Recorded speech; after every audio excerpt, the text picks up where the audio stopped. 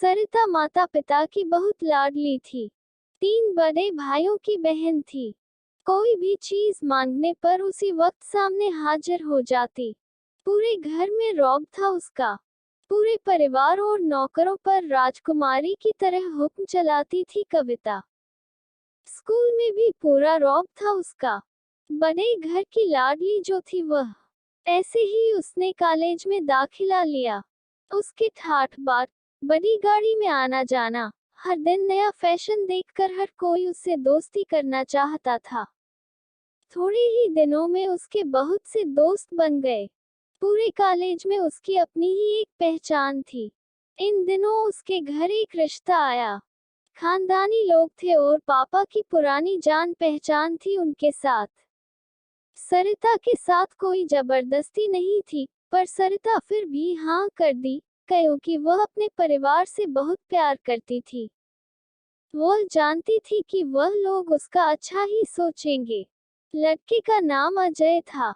राज काफी पढ़ा लिखा और समझदार लड़का था। ससुराल वाले भी बहुत अच्छे थे। ससुराल में सरिता जगह वैसी ही थी जैसी कि मायके में। कोई भी कार्य सरिता की सलाह के बिना नहीं होता था। सबकी लाडली बहू बन गई थी वह। फिर उसके घर एक बेटे का जन्म हुआ। राहुल सरिता को जान से प्यारा था। पोता पाकर ससुराल वाले तो फूले नहीं समाते थे। सरिता कभी कभी सोचती कि उसकी किस्मत कितनी अच्छी है।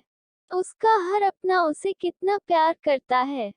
चाहे जीवन में कैसा भी समय आए, मेरे अपने हमेशा मेरे साथ हैं। मैं कभी अकेली नहीं हो सकती। कितनी खुशकिस्मत हूँ मैं। पर शायद सरिता की खुशियों को उसकी अपनी ही नजर लग गई थी। एक दिन वह मायके जाने की जिद कर बैठी। अजय को बहुत काम था, लेकिन वह फिर भी उससे ले गया। रास्ते में उनकी गाड़ी अन्य गाड़ी से टकरा गई। सरिता, अजय और राहुल बहुत बुरी तरह से जख्मी हो गए। काफी दिनों के इलाज के बाद अजय और राहुल तो ठीक हो गए, लेकिन सरिता पूरी तरह ठीक ना हो सकी। सर पर चोट लगने के कारण वह अपनी आंखों की रोशनी खो बैठी। अब सरिता किस्मत जैसे उल्टे पांव चलने लगी। मायके वाले कुछ दिनों तक उसे मिलने आते रहे, फिर कभी कभार फोन ही करके पूछ लेते कि अब कैसी हो। धीरे धीरे ये सिलसिला भी कम हो गया। ससुराल वालों की सहानुभूति भी कम होने लगी।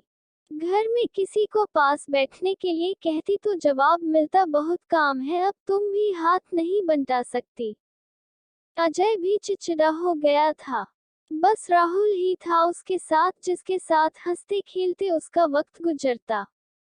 एक दिन सरिता के हाथ से कुछ सामान गिर गया, जिसकी वजह से राहुल को हल्की सी चोट लग गई।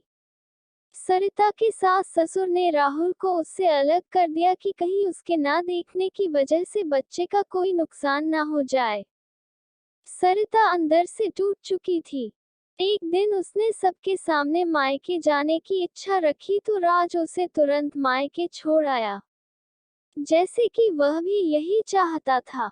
लेकिन राहुल को उसके साथ नहीं भेजा गया। सरिता कभी राहुल से दूर नहीं रही थी, पर अपनी कमी के कारण उसने ज्यादा बहस नहीं की। सरिता को लगा कि वह 3-4 दिन वहां रहेगी तो थोड़ा हवा पानी बदल जाएगा, क्योंकि वह कितने दिनों से कहीं भी बाहर नहीं गई थी। घर वाले भी इतने दिनों बाद उसे देखकर कितने खुश होंगे। सरिता के घर पहुंचने पर सब लोग बहुत खुश हुए। खाने में सब कुछ सरिता की पसंद का ही बना था। उसने अपने मम्मी पापा और भाई भाभीियों से दिल खोलकर बातें की। उनके छोटे छोटे बच्चे भी बुआ के साथ घुल मिल गए थे। रात को सोने के वक्त जब वह कपड़े बदलने लगी तो उसे पता चला कि उसका बैग तो बहुत भरा हुआ था। वो सब समझ गई। वो बहुत उदास हो गई। कुछ दिनों तक तो सब ठीक रहा, फिर जैसे सब बदलने लगा। सबका व्यवहार बदल रहा था। वो लोग जैसे थक चुके थे उससे। सब लोग घूमा फिरा कर पूछने लगे कि राज कब आ रहा है उसे ले जाने। वो बहाना बना देती, जबकि वह जानती थी कि उस घर में अब उसके लिए कोई जगह नहीं। सरिता से चलते वक्त कुछ न कुछ नुकसान हो जाता। थोड़ी बहुत टोका-टाकी उसे सुनाई देती। वो टाल देती। एक दिन उसके हाथ से लगकर एक कीमती फूलदान टूट गया। छोटी भाभी ने बहुत हंगामा मचाया। सरिता के माता-पिता रोज-रोज के झमेलों से तंग आ गए थे। उन्होंने अजय को खुद से फोन कर दिया। अजय सरिता को अपने घर ले गया। सरिता को अपने परिवार वालों से ये उम्मीद न थी, जिस सरिता के कहे बिना घर में एक पत्ता भी नहीं हिलता था, उस घर के लिए वह बोझ बन चुकी थी। अजय के साथ ससुराल आते वक्त वह बहुत खुश थी, क्योंकि वह अपने घर जा रही थी, अपने जिगर के टुकड़े राहुल के पास। परंतु यह खुशी भी कुछ पल की ही थी। सारा बंदोबस्त पहले ही किया हुआ था। सरिता को सीधे ऊपर वाले कमरे में पहुंचा दिया गया। राहुल से दूर रहने की सख्त चेतावनी दी गई। एक कामवाली लता को उसकी जिम्मेदारी सौंपी गई, जो उसके खाने पहनने जैसी जरूरतों का ध्यान रखती। सरिता ज्यादातर चुप ही रहती। कभी कभी कामवाली लता से थोड़ा बतिया लेती। उसके जरिए राहुल का पता चल जाता। सबकी लाडली बेटी और बहू सबके लिए लाडली से बोझ बन चुकी थी।